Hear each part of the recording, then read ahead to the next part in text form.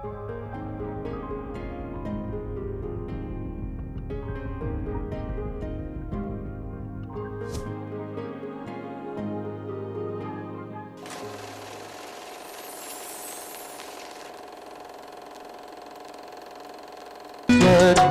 താണിറങ്ങി വന്നതോ, സ്വപ്നം തീരി നീട്ടി നിന്നതോ, കള്ളിപ്പാലകൾ പൂത്തു കാടൊരു വെള്ളിപ്പൂക്കുട തീർത്തു.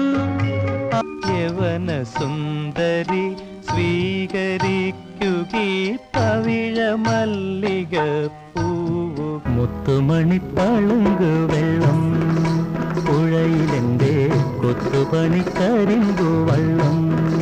മഞ്ജുഭാഷിണി മണിയറ വീണയിൽ മയങ്ങി ഉണരുന്നതേതോ ആഴി അലയാഴി അപാരത്തെ നിൻ വിജനമാം കരയിൽ.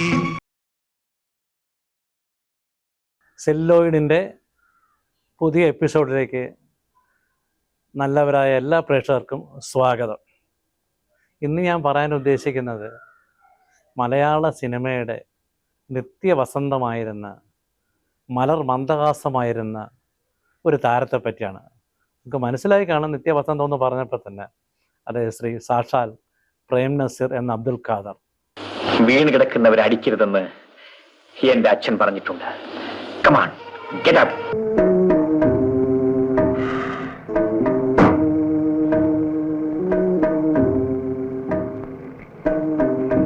ഞാൻ പാവരിച്ചു കിടന്നോ?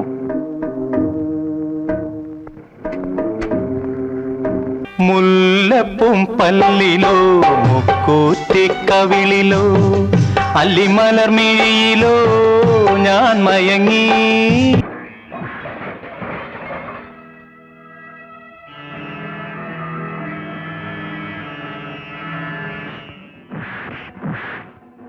കാര്യം മലയാള സിനിമയിലെ ഒരു റോൾ മോഡൽ താരമായിരുന്നു പ്രേം നസീർ എല്ലാ അർത്ഥത്തിലും.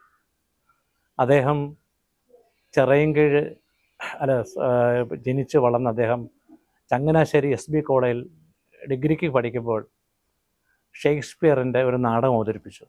അതിൽ ഷൈലോക്ക് എന്ന വില്ലൻ കഥാപാത്രത്തെ അവതരിപ്പിച്ച അദ്ദേഹം ആ വർഷത്തെ നല്ല നാടക നടനുള്ള അവാർഡ് കിട്ടി.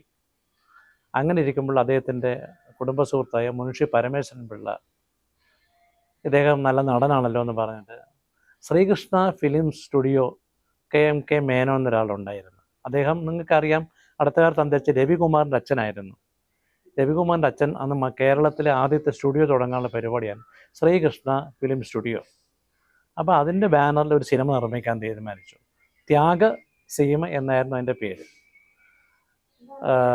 നമ്മുടെ മുഖ്യമന്ത്രി C കേശവൻ്റെ മകനും കൗമുദി വാരികയുടെ പത്രാധിപരുമായിരുന്ന K ബാലകൃഷ്ണനായിരുന്നു തിരക്കഥ സംവിധാനങ്ങളെ നിർവഹിച്ചിരുന്നത്. ധീരമായ ഒരു പരീക്ഷണത്തിന് മുതിർന്ന അദ്ദേഹം സത്യനെയും നസീറിനെയും കണ്ടെത്തി തൻ്റെ സിനിമയിലെ കഥാപാത്രങ്ങളാക്കിക്കൊണ്ട് ചിത്രീകരണം തുടങ്ങി. പക്ഷേ എന്തുകൊണ്ടോ പകുതി വഴിയിൽ അത് നിലച്ചുപോയി. ആ പടം പൂർത്തിയായില്ല. പക്ഷെ അതാണ് സത്യൻ്റെയും ശ്രീ പ്രേം നസീറിൻ്റെ തുടക്കം. പക്ഷെ കാലങ്ങളൊക്കെ കഴിഞ്ഞു. സത്യൻ പിന്നീട് മെറിലാൻഡിൻ്റെ ആത്മസഖി, അത് ഇതിൻ്റെ റഷസ് കണ്ടിട്ടാണ് സുബ്രഹ്മണ്യ മുരളി എടുക്കുന്നത്. അതൊക്കെ പോയി പിന്നീട് കുറേ നാൾ കഴിഞ്ഞിട്ടാണ് മരുമകൾ എന്നൊരു സിനിമ വരുന്നത്. ആ മരുമകൾ പോൾ കല്ലിങ്കൽ എന്നൊരാളാണ് പ്രൊഡ്യൂസറിൻ്റെ. അദ്ദേഹം അപ്പോൾ ഈ പ്രേം നസീറിനെ പറ്റി ആരോ പറയുകയും അദ്ദേഹത്തെ നായകനൊക്കെ മരുമകൾ എടുക്കും. നെയ്യാറ്റിങ്കര കോമളം എന്നൊരു നടിയായിരുന്നു. അവർ ഈയിടയ്ക്ക് അന്തരിച്ചു. പ്രേം നസീറിൻ്റെ ആദ്യത്തെ നായിക അവരായിരുന്നു. മരുമകളിലൂടെ പ്രേം നസീർ മലയാള സിനിമയിലേക്ക് കാലെടുത്ത് വെച്ചു. തിക്കൃഷി സുകുമാരൻ നായരാണ് ചിറയൻകീഴ് അബ്ദുൽ ഖാദറിനെ പ്രേം നസീർ എന്ന് മാറ്റി നാമകരണം ചെയ്തത്. അങ്ങനെ പ്രേം നസീർ പ്രേമത്തിൻ്റെ പര്യായമായി തീർന്ന് പിന്നീട് തിക്കൃഷിയുടെ ആ പേരിടൽ ഉചിതമായി തീർന്നു. അങ്ങനെ ഈ മരുമകൾ സ്ഥിരം ഒരു മസാലക്കൂട്ടായിരുന്നു. അമ്മായിയമ്മ മരുമകൾ. അത് കണ്ട് പ്രേക്ഷകർ മടുത്തു. പക്ഷേ എന്നിട്ടും ആ പടം വലുതായിട്ട് രക്ഷപ്പെട്ടില്ല. അങ്ങനെ നിരാശനായിരിക്കുമ്പോഴാണ് ഉദയായുടെ ആദ്യം ഉദയായുടെ ജനന K&K productions, Kunchacko, KV Koshy, അവർ രണ്ടുപേരും ചേർന്ന് K&K പ്രൊഡക്ഷൻസിൻ്റെ ബാനറിൽ ജീവിതനൗകയ്ക്ക് ശേഷം വിശപ്പിൻ്റെ വിളി എന്ന സിനിമ എടുക്കുന്നു. വിശപ്പിൻ്റെ വിളി, ആ സിനിമയിലേക്ക് പ്രേം നസീറിനെ തിരഞ്ഞെടുക്കുന്നു. ആ സിനിമയാണ് പ്രേം നസീറിൻ്റെ ചലച്ചിത്ര ജീവിതത്തിലെ ഒരു ഗതി തിരിച്ചുവിട്ടത്. ആദ്യത്തെ ഹിറ്റും ജനപ്രിയ നായകനായതും വിശപ്പിൻ്റെ വിളി എന്ന ചിത്രത്തിലൂടെയാണ്.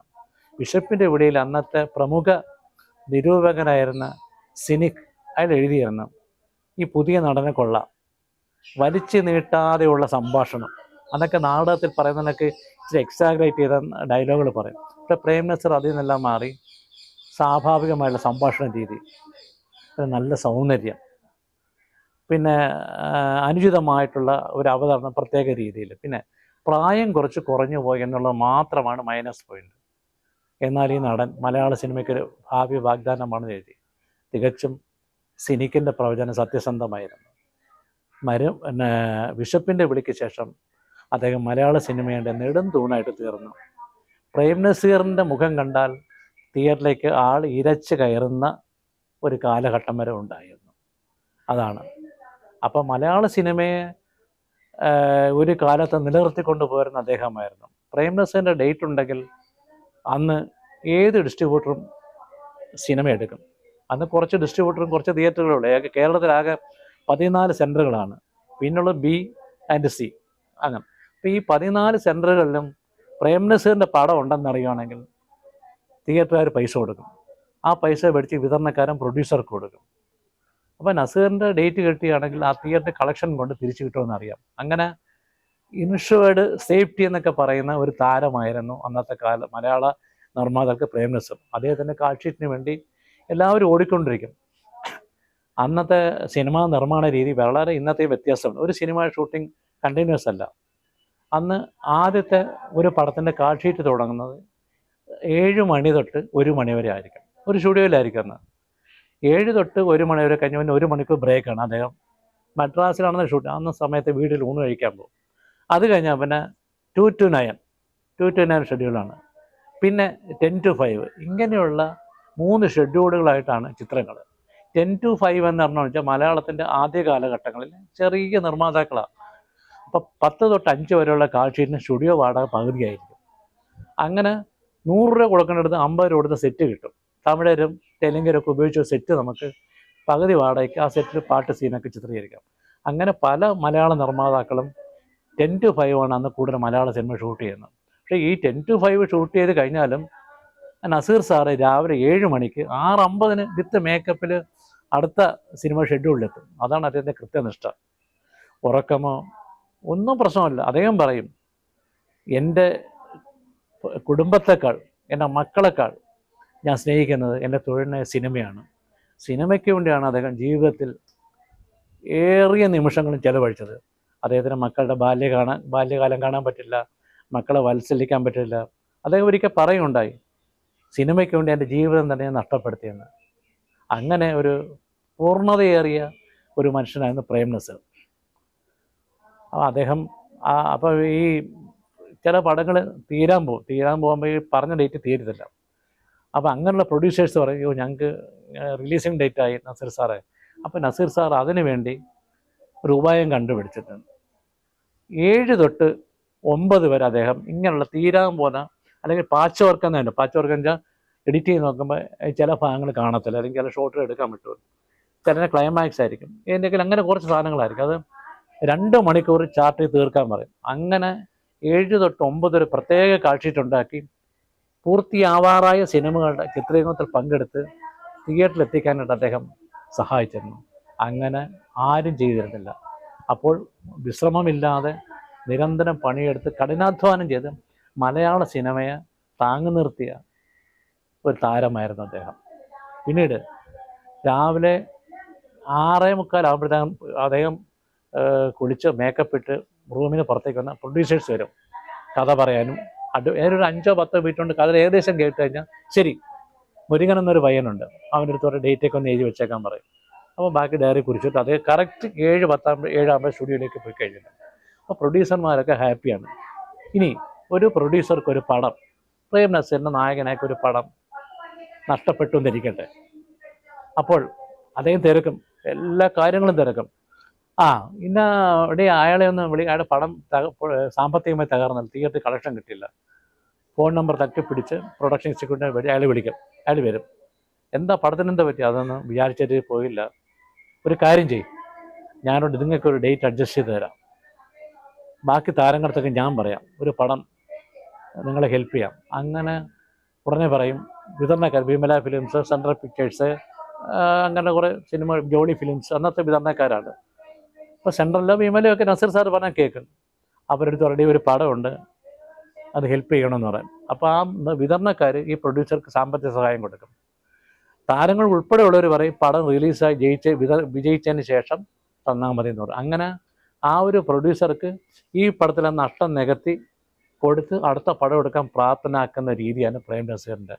അങ്ങനെ ഈ വിഷമാവസ്ഥയിലും ദിശകളിൽ വിഷമതകളിൽ കൂടെ ബാലാരിഷ്ടതകളുടെ നീക്കിയുള്ള മലയാള സിനിമയെ അദ്ദേഹം ഒരു തൂണ് പോലെ പിടിച്ചു നിർത്തി. അതാണ് പറയുന്നത്, ഇന്നത്തെ താരങ്ങൾ കണ്ടുപിടിക്കേണ്ട ഒരു പാഠമാണ്. മലയാള സിനിമാ വ്യവസായത്തെ താങ്ങി നിർത്തി വളർത്തിക്കൊണ്ട് വരുന്നില്ല പ്രേം നസീർ വഹിച്ച പങ്ക് നിസ്തുലമാണ്.